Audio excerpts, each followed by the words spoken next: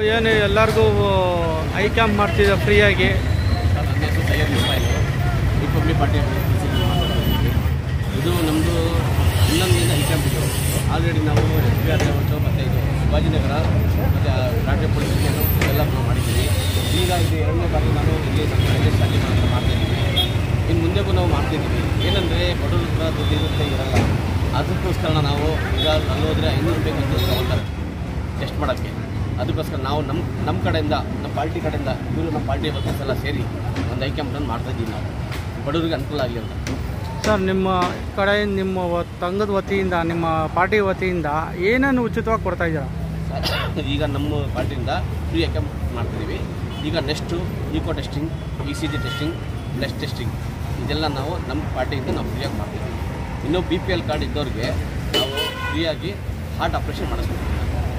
Global hospital ಕಾಗವಾರದಲ್ಲಿದೆ, ಅವರ ಆಸ್ಪತ್ರೆಯಲ್ಲಿ ಇದು BPL ಕಾರ್ಡ್ ಇದ್ದವ್ರಿಗೆ ಅದು ಫ್ರೀಯಾಗಿ ನಾವು ಐ ಕ್ಯಾಂಪ್ ಮಾಡ್ತೀವಿ.